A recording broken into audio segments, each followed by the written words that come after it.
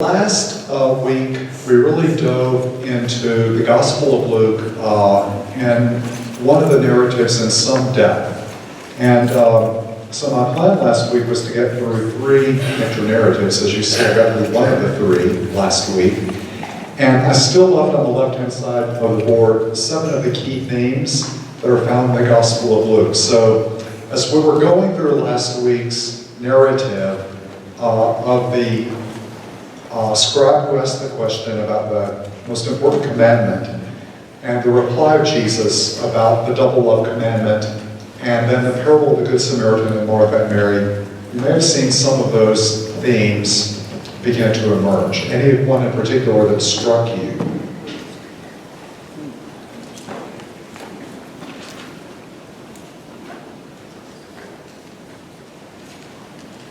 Certainly number one, right? The openness to the universal. Yeah. Where did we see that? In the Gospel. Who is the hero of the story of the Good Samaritan? An outsider, a non-Jew. So the universal dimension. Jesus, the compassion of God, certainly got revealed in the narrative about the Good Samaritan. And maybe prayer in relationship to Mary sitting at the feet of Jesus and listening. So it's a contemplative, prayerful posture.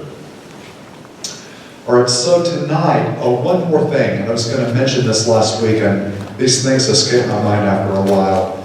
So in the Gospel of Luke, the story of the Good Samaritan in the context of the Gospel seems to be pretty clearly an explanation of what it means to love our neighbor as ourselves. And a couple of asides, we don't love our neighbor well enough at times, I think at times, because we don't know how to love ourselves. And someone did make that point after class last week. I thought very well taken.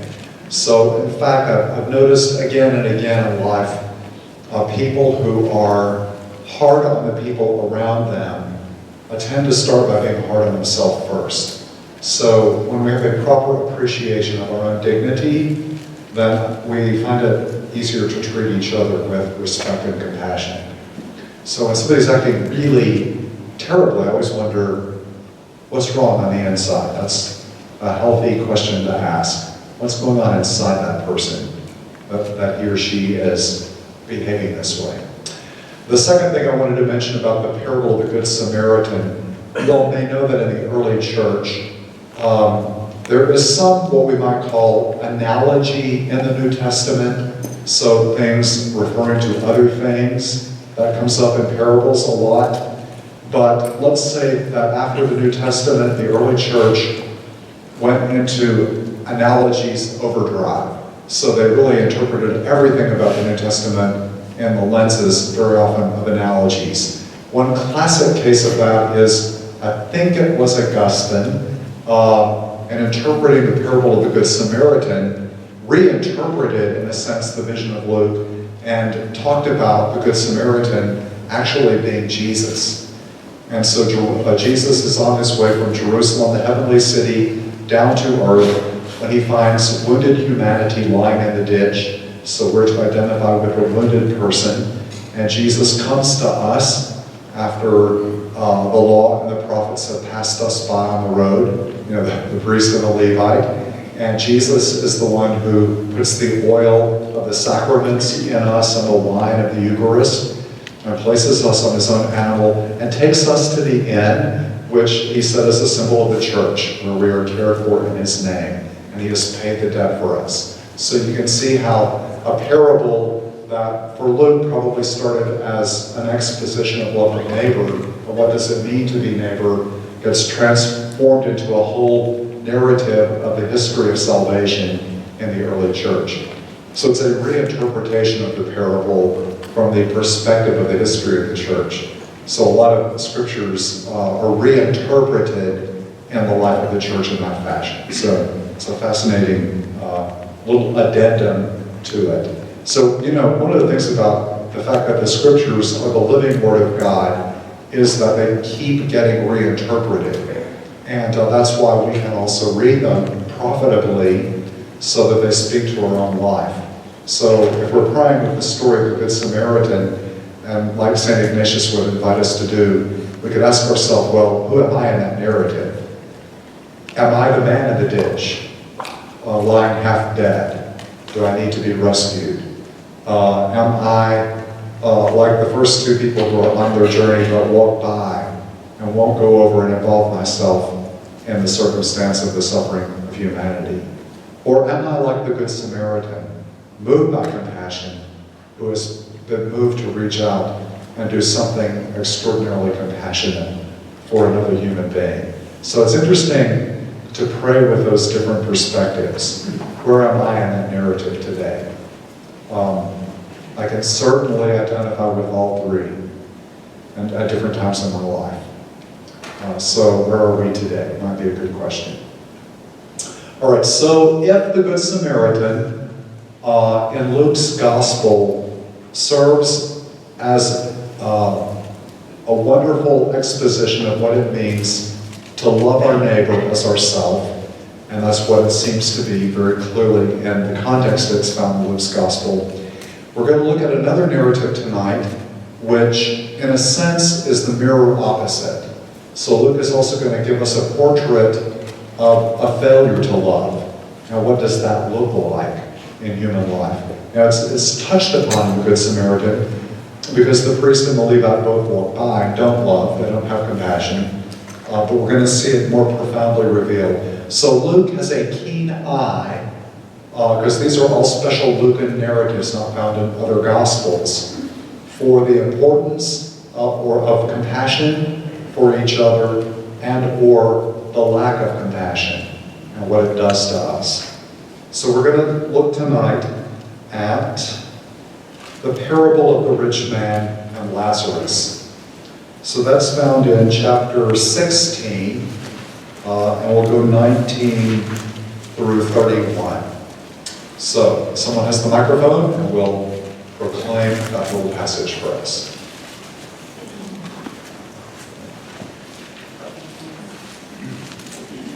There was a rich man who dressed in purple garments and fine linen and dined sumptuously each day. And lying at his door was a poor man named Lazarus, covered with sores, who would gladly have eaten his fill of the scraps that fell from the rich man's table. Dogs even used to come and lick his sores. When the poor man died, he was carried away by angels to the bosom of Abraham.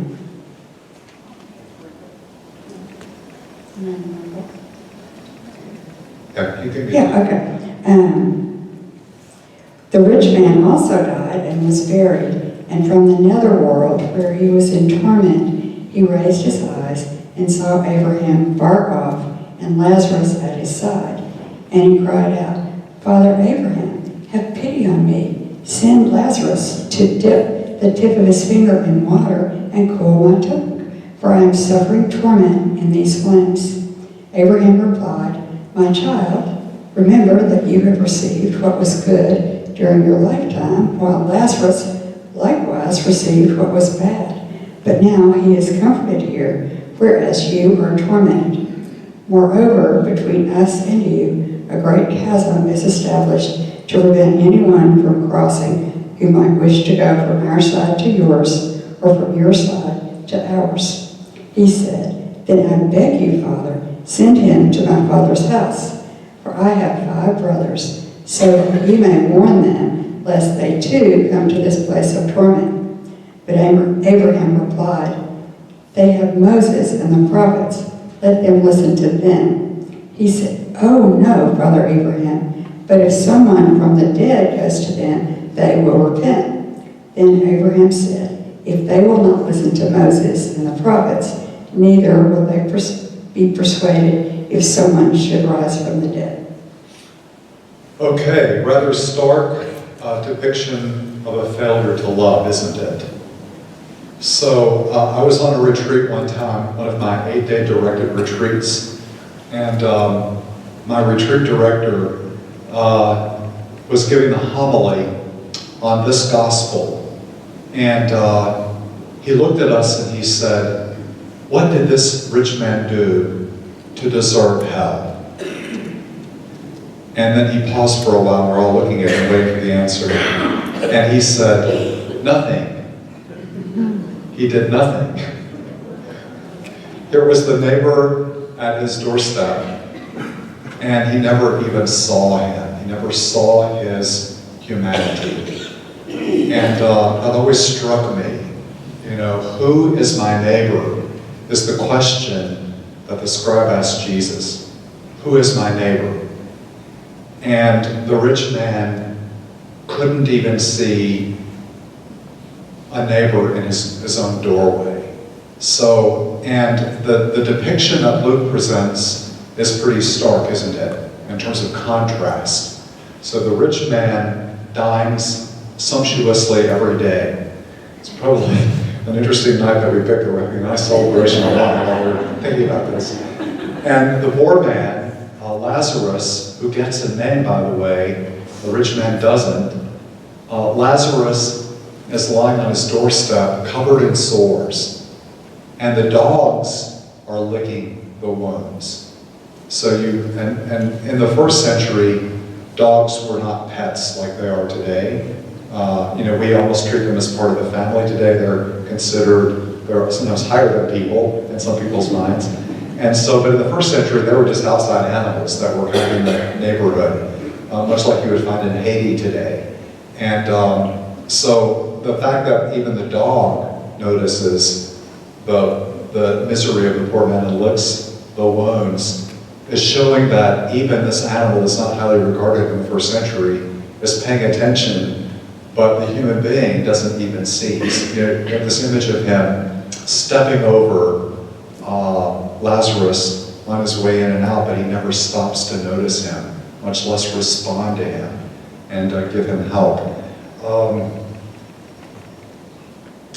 And notice Luke's description. He would gladly have eaten his fill of the scraps that fell from the rich man's table. He would have been happy just to have the leftovers. But we'll see this theme come up again, but no one made a move to give him anything. So what theme do you notice, especially from the board, that this is exemplifying?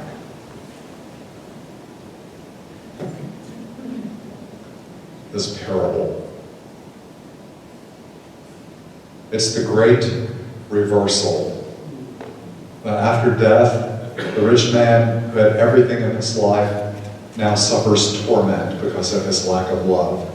Whereas Lazarus, who had nothing in his life, is now in comfort in the bosom of Abraham. This is a depiction of the kingdom of God, or what we would call today heaven. So Lazarus, who got no consolation in this life, is now abundantly blessed, and the man who had everything has nothing but torment left over. And it's interesting, the retreat director pointed out to me, notice in verse 24, he says, the rich man, even in his eternal consequence, still does not see the humanity of Lazarus, does he? He's a servant to help the rich man out. Father Abraham, send Lazarus to dip the tip of his finger in water and cool my tongue. So he wants Abraham to use Lazarus as a servant, even in the kingdom. So his fundamental perspective never shifts, even from that place. And then, send him to my father's house to warn my brothers. So he never sees the humanity of Lazarus, even from that perspective. He's someone to be used for a purpose. It's kind of stark in that sense. You notice the irony at the end. Oh, no, Father Abraham, but if someone from the dead goes to them, they will repent. What's the irony? The Gospel of Luke is written probably around 80 AD, 50 years after the resurrection. Luke is not lost on Luke that Jesus has risen from the dead, and some have still not gotten the message of how we're supposed to live as a result of the resurrection. Someone has risen from the dead, and we're still failing to see the face of our neighbor, then we've missed the point of the gospel. So it's kind of, this one is, I always find myself a bit fearful when I read a passage like this. It reminds us of what we call in the Catholic tradition, the sins of omission, what I have failed to do. So, God, what have I failed to do? What have I failed to love you in the neighbor that I have met on the road today? So it's a good, it's a reminder for me to examine my conscience. So, I was asked to use this on a retreat in my personal prayer one time. And when I did that, when I was praying with it, the first person that I identified with was the rich man, because I feel like God has blessed me with so many things. And I feel like I am really on the blessed side of history, so to speak. And what struck me in my prayer of meditation that time was, was the rich man utterly alone at his table dining sumptuously? And had he seen in the face of Lazarus his brother and invited him to join him at table, would he have also been able to celebrate in community with his brother? So what did he lose in life by not seeing the face of his brother and the neighbor that was there? So that was the thing that the Lord spoke to me about. So that too is a good parable to pray with, but it's also one that you have to have preparation to pray with. So, because I think it's a challenging parable. Any questions or insights? So the rich man is the poor man. The rich man is the poor man. Yeah, that's a good way of putting it. Jesus always makes these paradoxical statements. The first shall be last and the last shall be first.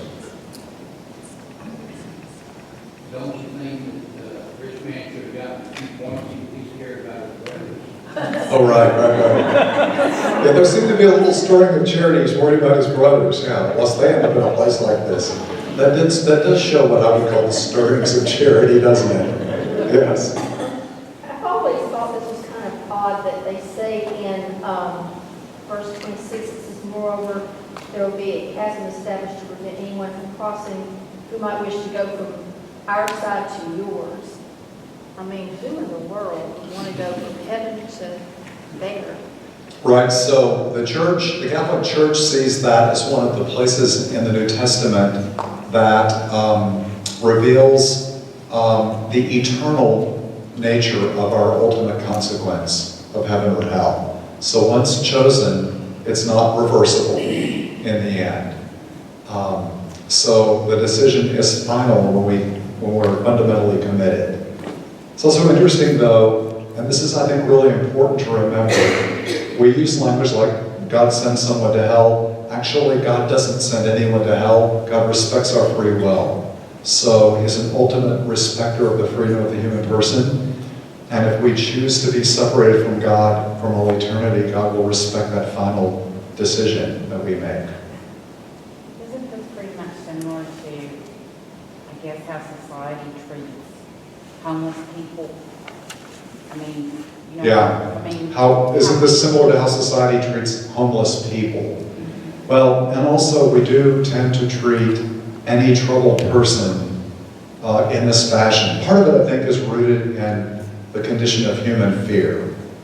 So, why are we afraid to go, for example, to a prison or to death row or to a hospice? Unless you've begun to do it, you begin to see these are human beings just like me.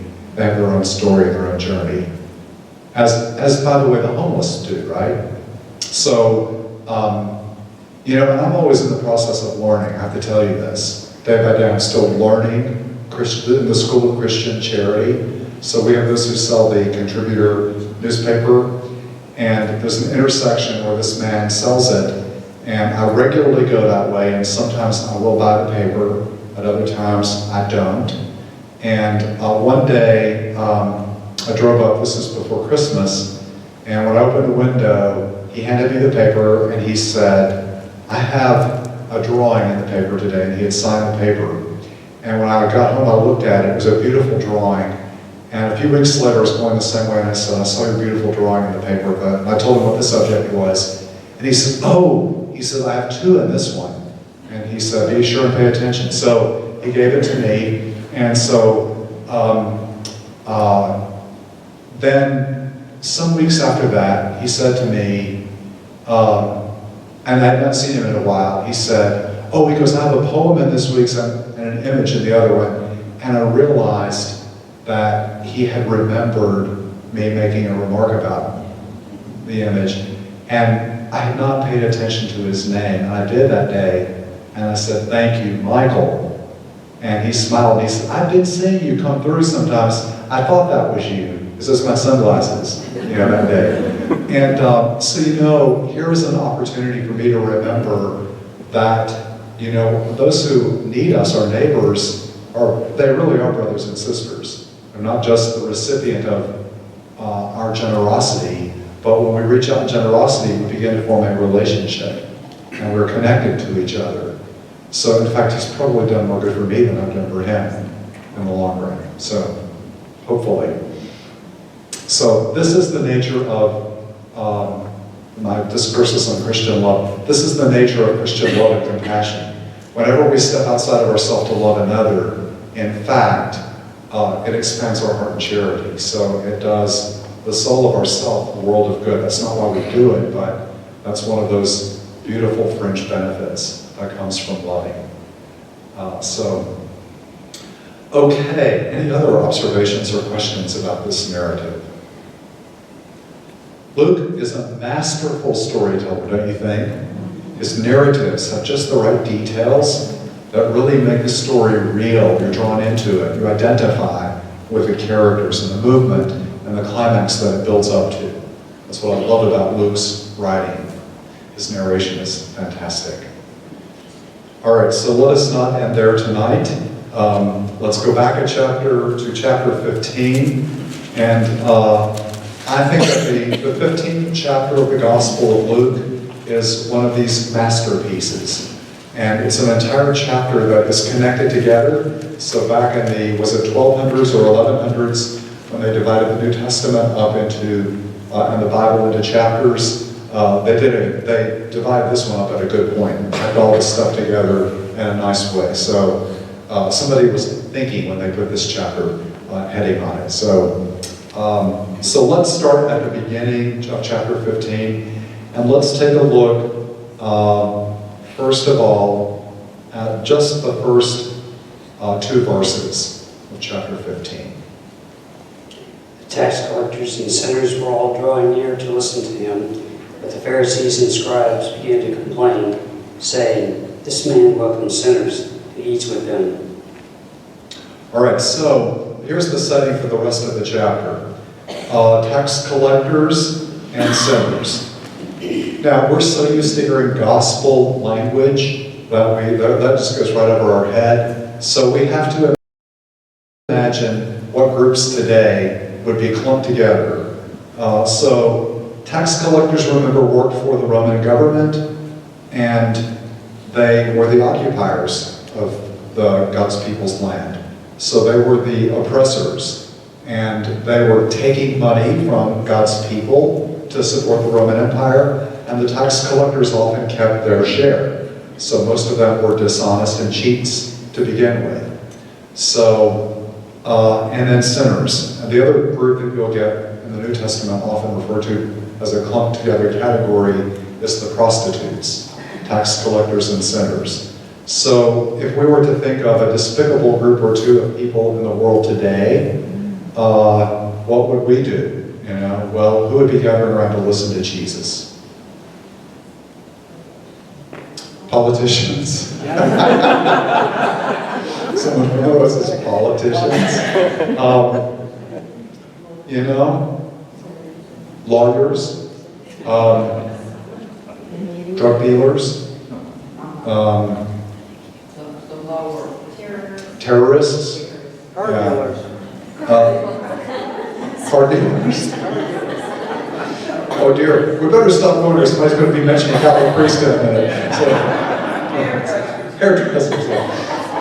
So it's the groups of people in society that we have a revulsion toward, with a natural aversion to.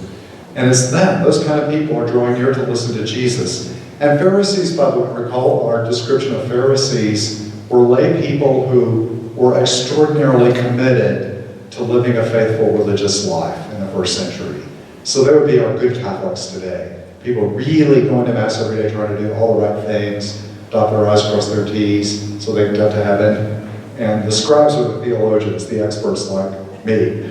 Right? I'm not really an expert, but I pretend to be. So the Pharisees and scribes began to complain about the kind of people that Jesus is eating with. And to eat with people, by the way, in the first century was also an intimate act of communion and fellowship. So they're angry because Jesus is extending community, friendship, and love to these people that don't, in their minds, deserve it. Why is he eating with them? It's an important thing for us to ask ourselves because, we're probably not, in our society today, the group of us here overall, representatives of what we would call tax collectors and sinners. We would be more clumped into the category of Pharisees and scribes, actually. So we're the quote-unquote good religious people. And so if Jesus comes and begins to hang out with them, what are we going to think? Have you all ever seen this little book called Tattoos on the Heart?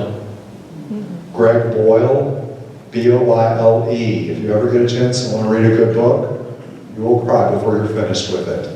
And you'll realize that not only are you learning about people who are at the bottom rung of our society often, but you're also learning about your own spiritual life with God. So it's written by a Catholic priest who works in LA with gang members who are trying to recover. And he tells stories about his relationship with the gang members. And he does not sugarcoat their lives and their language or anything like that. But you realize halfway through the book that if you can identify with these recovering gang members, then you can begin to understand how we are connected to God. So if you can't identify with them, you're probably not going to get it in the end. So can we identify with them? So he tells one story, the priest. I'll just share one story from the book. By the way, I was asked to use this on a retreat. We got all these things on retreats. And my retreat director said, why don't you read the first chapter of this book? And I picked it up and I took it back to my room, and it was like, the cover said that the priest worked with recovering gang members in LA, and I thought, I don't want to read a book about recovering gang members in LA. And I picked up the book and I started reading the first chapter, and I was crying by the end of the chapter. And I went back the next day and I said to my director, can I read the rest of the book? And he said, yes, you can. So I came back home and I gave it to everybody. So one story he tells, this kid grew up on the streets, got involved in crime early, got thrown in prison, and he's serving a few years in prison, still in his 20s, I think, and he calls him up, and I think he went by Father G, was his name. That's what the gang members called him. And he calls him up and he goes, Father G, he goes, I just got out of prison, and he said, I have a friend who's letting me stay at his house, and he said, but I don't have any clothes to wear. He said, would you be willing to come and help me go shopping? And so he said, sure. So he went over and he picked the guy up and he took him to whatever it was, JCPenney, let's say. And he's helping him get a few things together. And so in the meantime, he thinks, the guy who got out of prison, he's got tattoos all over him, he thinks that he recognizes this young couple in another line, and he runs over to say hello, and they both, it's not the couple he thinks it is, they both jump away from him in fear.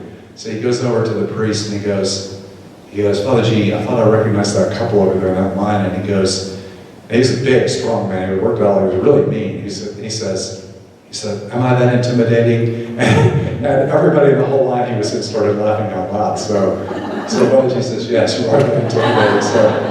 So he takes him home, he's got his clothes. In the middle of the night, the priest's phone rings about 3 o'clock in the morning. And he picks up the phone, and it's this guy from prison that he went shopping with for clothes that day. And he said, Father, he said, I have a question for you. And he said, yes, what is it? And he said, I have always considered you to be a father to me. Am I a son to you?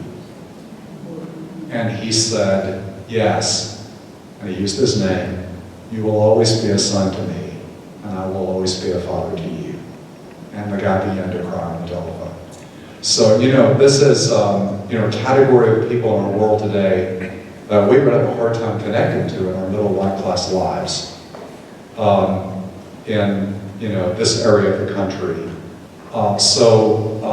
We have something to learn from those that would be our modern day tax collectors and sinners, those opposite people that we're afraid to associate with. So, by the way, it's so human, isn't it? The way that the Pharisees and scribes are evaluating Jesus' openness with these people. What's the name of that book again? The name of the book is Tattoos on the Heart, Greg Boyle, B-O-Y-L-E. You will thank me if you read it, I suspect. Except there is bad language in it, just by way of caveat, yes. I was going to say, wouldn't that also apply to the fact that Jesus was hanging out with Gentiles and encouraging Gentiles to be, wouldn't the Jewish people have? Yeah, anytime you cross boundaries, she's asking would that be the same with Gentiles? Anytime you cross a boundary and you're hanging out with them, the others, and especially the despised ones, that's always a red flag. We always wonder, why did they crucify Jesus? This is one of the reasons they crucified him. So, now, I like the way Jesus approaches this. So to them, he addressed this parable. So a little parable in verses 4 through 7. Someone want to read that for us. What man among you, having 100 sheep and losing one of them, would not leave the 99 in the desert and go after the lost one until he finds it? And when he does find it, he sets it on his shoulders with great joy. And upon his arrival home, he calls together his friends and neighbors. He says to them, "Rejoice with me because I have found my lost sheep." I tell you, in just the same way, there will be more joy in heaven over one sinner who repents and over 99 righteous people who have no need of repentance. Powerful little parable in context, isn't it? What shepherd would not leave the 99 sheep behind and go in search of the lost one until he finds it? What's the attitude of the shepherd toward that little sheep? Great joy, not just joy. When he finds it, he sets it on his shoulders with great joy. And on his arrival home, he wants to have a party. I found my lost sheep. Have you ever lost someone or something that mattered a great deal to you? Do you remember what it was like to find them? Would the shepherd really have done Would the shepherd have really done that? Anybody know the answer to that question? Yes. Would it be wise to leave the 99 behind to go after a little lost sheep in the wilderness? It might be foolish to do that, economically speaking. Okay, let's accept our losses. We lost one, but we got the 99. If I go get that lost one, what's going to happen to the other 99? They're going to start wandering off without the shepherd there? It's not the calculus of human understanding, I think, but I don't know enough about the historical background of first century shepherds to answer that question. I thought that the shepherd was just kind of hired out with the convenient job. They also had dogs with them that kept the sheep there. We raised sheep, I grew up raising. So they might stay together. We had to go out in the winter and look for one, or look for the baby that was born that night. Yeah. And so maybe Jesus is using a parable that the local Palestinian community would identify with. They might say, of course I would go look for my lost sheep. Why wouldn't you? So do you think that they have gotten the idea perhaps that people like tax collectors and sinners, prostitutes and so forth, that they might be a lost sheep worth seeking out? That's the point Jesus is trying to make. There will be more joy in heaven over one sinner who repents or returns than over 99 righteous people who had no need to repent. Well, there's a little paradox, by the way, isn't there? Do the 99 not really need to repent? They perhaps need it more than the sheep who knows it's lost. All right, but he doesn't stop there. He goes in a second little parable. And Luke loves pairs, and he likes putting men and women to balance each other out. So the shepherd is presumably a man, so we got a nice little woman version of the story. Someone want to do 8 through 10 for us?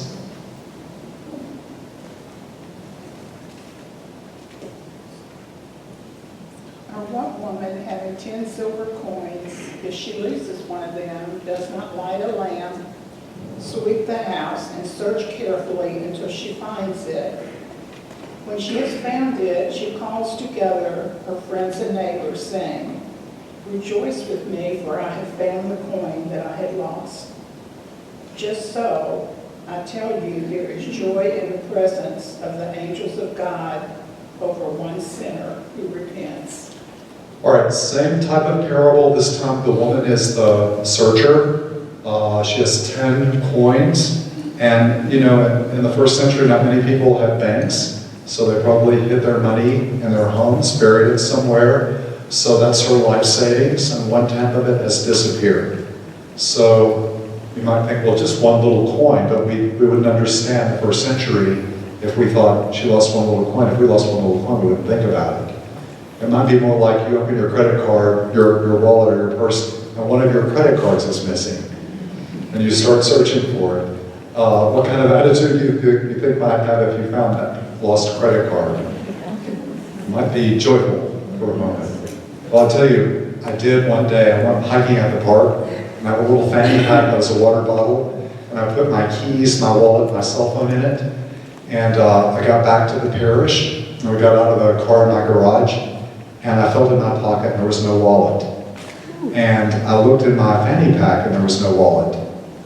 And so, when you lose something like that, your whole wallet, you have this sudden fear that goes through your body, mind, and spirit. So I thought, oh no, I thought, it will be gone for good, my whole wallet. So I got in my car, and I drove quickly back to the park. I missed a Father Ryan board meeting for that purpose. And I arrived and drove into the parking lot where I parked. I thought, I'm going to have to retrace my steps. And I walked through the woods, I walked all over the place. I'm going to have to retrace the exact path that I walked. It was fall. And I started driving in, and I turned into the parking lot, and there were leaves all over the parking lot, and there sticking up among the leaves was my wallet, right where I parked the car. And I drove up, there were no other cars at that parking spot, and I looked down, it was lying there in the leaves, and I picked it up. And the joy that I felt over my lost wallet being found, so it gives you a sense of the story, This woman finds her coin, and she is so full of joy. So Jesus is trying to say, that's how God is with these lost ones. That's the joy God has on finding them. God is reaching out to them through Jesus at table. So that type of joy. And so I always say in the parable of the shepherd and the sheep, who does the shepherd represent really? Jesus or God. Who does the woman represent in the lost coin? Jesus or God. So sometimes people are like, what, the woman represents God? Yes, she's acting in a very God-like way. That's what God does. God finds lost things. But as important as a sheep is, and as important as your 1/10 of your savings are, there's something more important than stuff in life, isn't there? What matters most to people?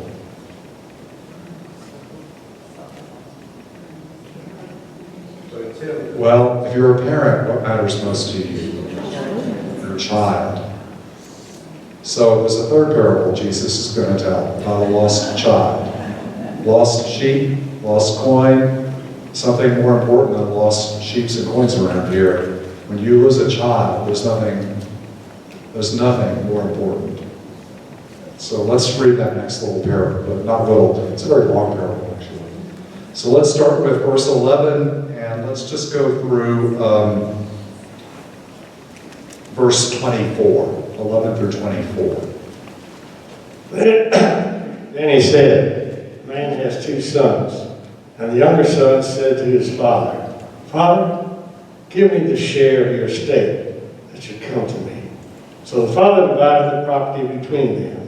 After a few days, the younger son collected all his belongings and set off to a distant country where he squandered his inheritance on a life of dissipation. When he had freely spent everything, a severe famine struck the country. And he found himself in dire need, so he hired himself out to one of the local citizens, who sent him to his farm to tender the swines. And he longed to eat his fill of the pods which the swine fed, but nobody gave him any. Coming to his senses, he thought, how many of my father's hired workers have more than enough food to eat? But here am I, dying from hunger. Shall I get up and go to my father, and shall I say to him, Father, I have sinned against heaven and against you. I no longer deserve to be called your son. Treat me as you would treat one of your hired workers. So that he got up and went back to his father. While he was a long way off, his father caught sight of him and was filled with compassion. He ran to his son, embraced him, and kissed him. His son said to him, Father, I have sinned against heaven and against you. I no longer deserve to be called your son. But his father ordered his servants, quickly, bring the finest robe and put it on him. Put a ring on his finger and sandals on his feet. Take the fatted calf and slaughter it. And let us celebrate with a feast. Because the son of mine was dead and he has come to life again. He was lost and he has been found. How far? And then the celebration began. We'll stop there. Now the older of the son. We'll stop. Yeah, that's good. Thank you. That's good.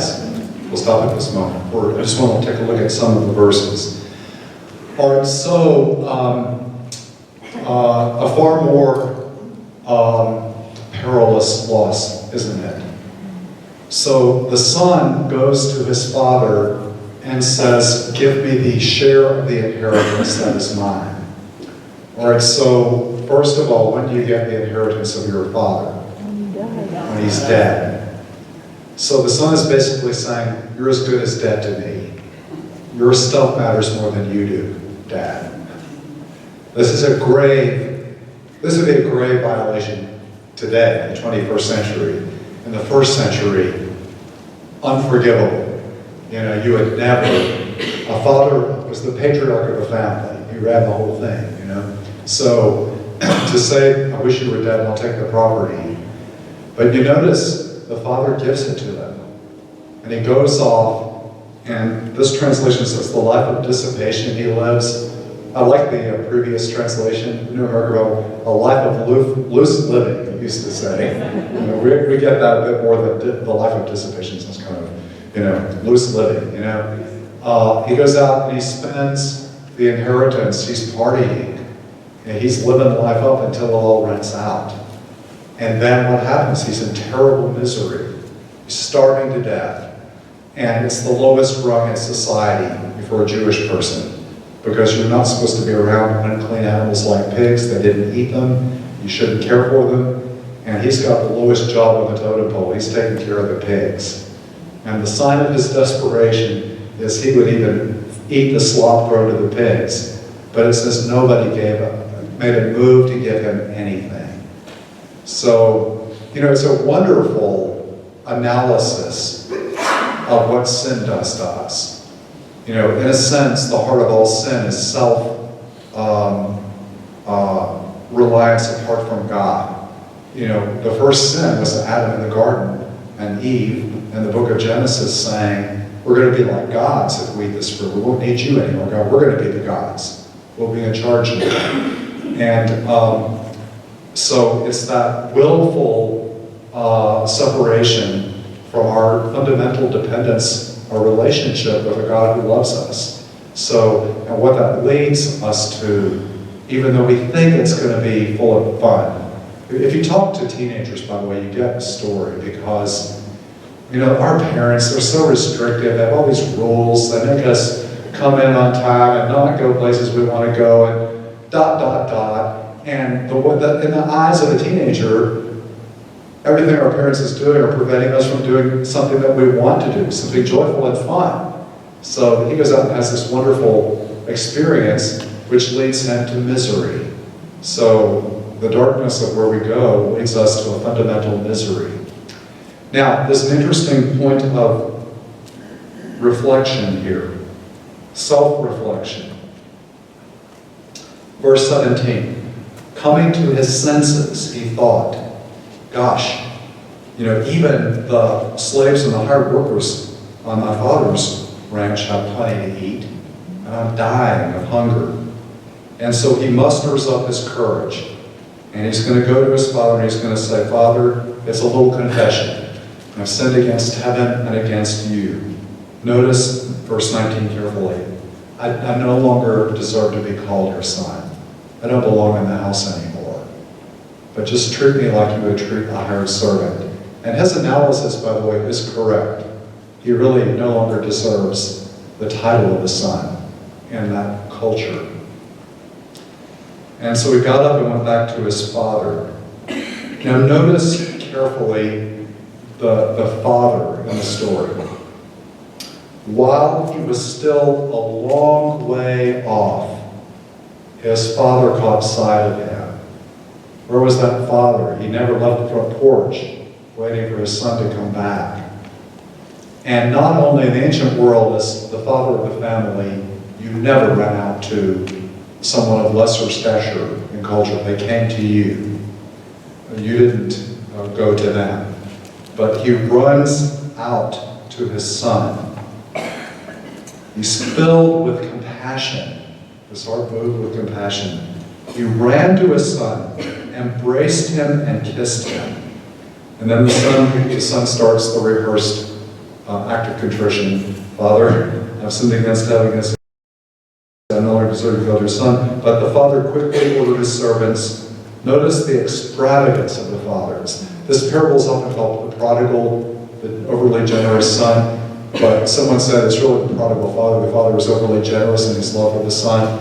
The title that most scholars would give it now, which we see in Wisdom 9, was the parable of the lost son.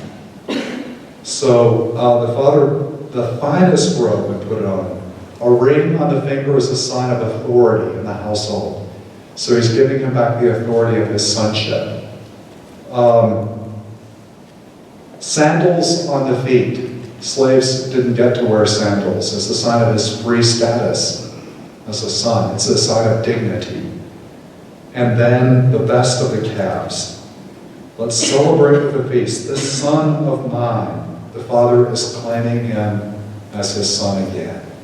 This my son was dead and has come to life again. He was lost and has been found.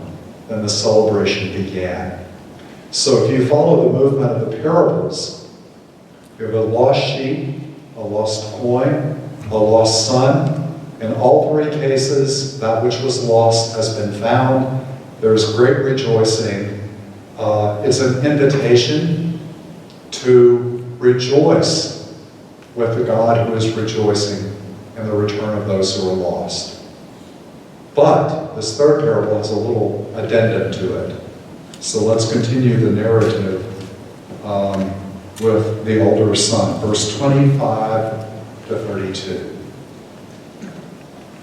Now the older son had been out in the field, and on his way back, he neared the house. He heard the sound of music and dancing. He called one of the servants and asked what this might mean. The servant said to him, "Your brother has returned, and your father has slaughtered the fattened calf because he has him back safe and sound." He became angry, and when he refused to enter the house, the father came out and pleaded with him. He said to his father in reply, "Look, all these years I have served you, and not once did I disobey your orders. Yet you never even gave me a young goat to feast on with my friends. But when your son returns, you swallowed up your property with prostitutes. For him you slaughtered a fattened calf." He said to him, "My son, you are here with me always, Everything I have here is yours. But now we must celebrate and rejoice, because your brother was dead and has come back to life again. He was lost and has been found. Wow, what an addendum to the parable, isn't it? So we got the older son. He's always done everything he's supposed to do. He's the good son. He's always done the right thing. And what's he suffering from? The older son. Jealousy, envy. Would this ever happen in a real family?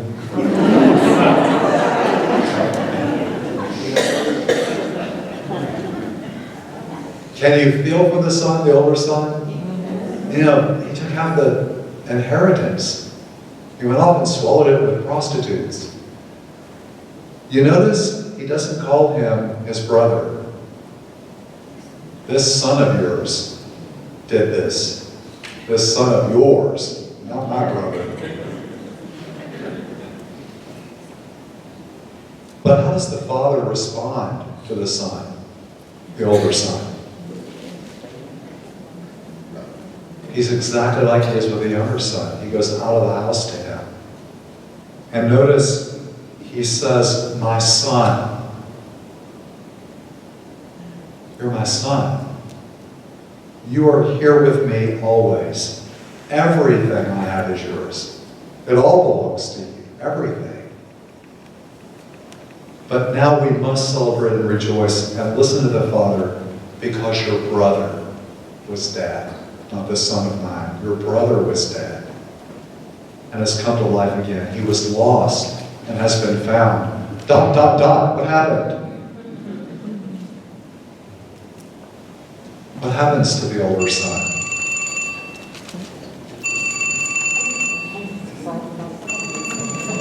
He's calling to say he's coming home. I'm coming home.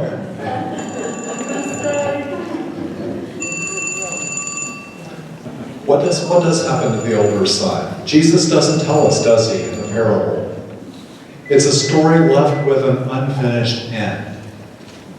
Does the son refuse to ever come back later? Does he remain forever estranged from the family? Does he say it's time for me to leave now? Or does he change his heart? And does he go in and celebrate with his brother? Does he rejoice to have him back? Why did Jesus not conclude the parable? Let's go back to the first verse in the chapter.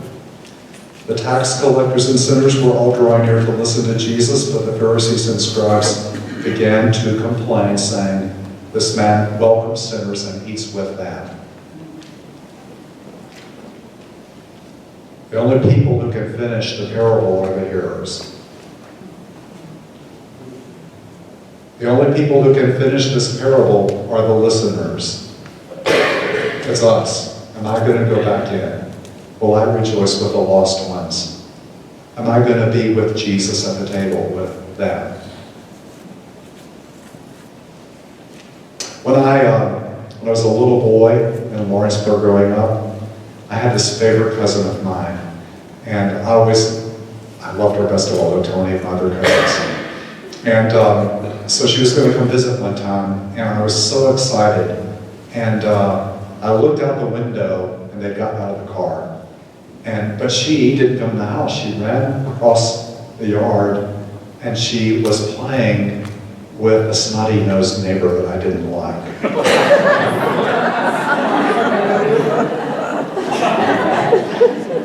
And I thought, she's playing with her? And so when she came into the house, finally, I was cool, like the older brother. And she said, what's wrong with you today? And I said, you played with her. And she said, get over it.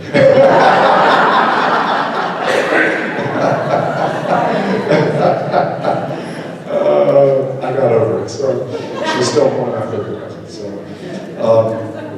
So, when we hear a story, a parable of Jesus, I think Jesus is inviting us to identify with it. Clearly, he wants, in this context in the Gospel of Luke, he wants the hearers who are complaining that Jesus is eating with them he wants them to identify with the older brother.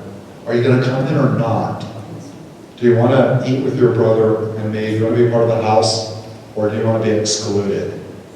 This whole section of Luke's gospel, by the way, if you read the few chapters beforehand, is what scholars call the banquet section. It's all about eating and banquets and celebrations. So who are we going to be eating with? In the chapter before, Jesus says, don't invite your wealthy relatives and people who can pay you back. But invite the people who can't pay you back. The crippled, the poor, the lame, the blind, etc., etc. Those are the people you should be inviting to your table. And that gospel always shows up right before Thanksgiving. I'm always like, we're all going to go eat with the people who can pay us back. So this one, by the way, really is one of the best parables in the New Testament to pray with. Where do I find myself in the parable, I think, is always the question to ask myself. And Henry Nouwen wrote a beautiful book on this parable called The Prodigal Son, I think. And he sat for many hours praying before Rembrandt's painting of the father welcoming home the prodigal son. Who am I in that parable? I once had a scripture scholar who said, Luke left out the third son. Well, who was the third son that got left out of this parable? The third son was the youngest of sons. He was younger than the younger one who went off. And he never left the house, but he was kind of wondering what it was like out there. Was it as fun as the younger son thought it was going to be? He's still wondering whether he ought to go out and try it out. So, which of those three are we? So, have you ever prayed with this parable or heard it at Mass and thought to yourself, I'm that younger son. That's me. I have been lost. I've been found. Have you ever experienced it? If you haven't, you should. You should pray with this parable with the imagination of all the senses that St. Ignatius invites us to use when contemplating a passage. And you should walk through the journey of the younger son and identify with him. There is nothing better to experience than to know what God is like toward us when we're lost. So, I had this assigned to me on my 30-day retreat, this parable. And when I got, you spend an hour praying with it. And when I got to my journal part after I prayed for the hour, I thought to myself, I have never known as fully as until now what it is like to be a son who got lost, loved by a father, than I have at this point in praying with this gospel. So it opened a whole new vista in my life on what that younger son is meant to be for us. But how many of us have identified with the older son when we've heard the parable of David? I have, for sure. Why are they? So yeah, so we can be the older son too. And what is the Father trying to say to us if we're the older son in the parable? Everything I have is yours. You're my son. Come in. Celebrate with me. Don't stay outside. That's what the Father is saying to us if we're the older son. Get over it, like our cousin said. My cousin said, get over it, yes. But Henry Nouwen, he prayed with that parable for many, many years. And he said, first he identified with the younger son, then with the older son, if I remember the order correctly. And he said that in the end, we're all called to become the Father, which is who Jesus is. We're the ones who are called to go out and try to bring home and welcome home the lost. Whether it's the lost son that went off and did something terrible, or whether it's the one who is the quote-unquote good child who is filled with envy or anger and pride and doesn't want to be in a relationship. Both of them are lost. Actually, it's a parable of two lost sons. And if you're to be God-like or Jesus-like, then you, in the end of life, have to be the Father, and you have to be the one inviting them home. So, are we ready for that yet? So this is the great compassion of God. This is Luke's gospel at its best, I think. It gives you a window into the heart of how Luke saw the compassionate heart of Jesus, and thus the compassionate heart of God. That's really what life is all about. So we've gone over about 2 minutes, but any questions finally in the end?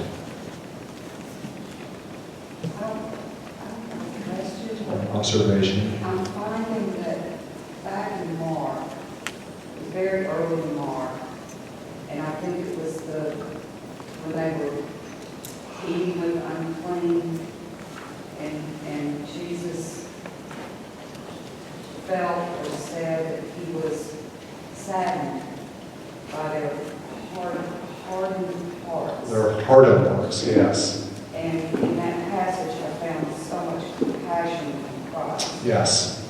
And in these passages, as I highlight the lost sheep, the lost coin, and the parable of the son, I keep coming back that the lesson, ultimately, bottom line, is a lesson of compassion. Yes, it is the lesson, that is the lesson of compassion. So Pope Francis, the whole theme of Francis' papacy is really mercy, isn't it? God is so merciful to us, so we should be merciful to each other. Well, he could well be a spokesperson for the Gospel of Luke. That's what Luke's Gospel is really all about. So beautiful Gospel. Wish we could stay longer, but you all got the list of remaining classes. So next week we're going to start on John's Gospel. So we're moving rapidly forward. We're going to have sitting time at the end so we can look at the Passion and Resurrection narratives in the 4 Gospels. So we're going to cycle back around to all 4 of the Gospels, but I want to give you a taste of John before we get too far down here. Let's just close with the glory be to the Father, and to the Son, and to the Holy Spirit, as it was in the beginning, is now, and ever shall be, world without end. Amen. You all have a great Lenten journey. I hope you meet the compassion of God along the path. I hope you are the compassion of God. Stay for a few minutes and have another King's Cake or sip of wine.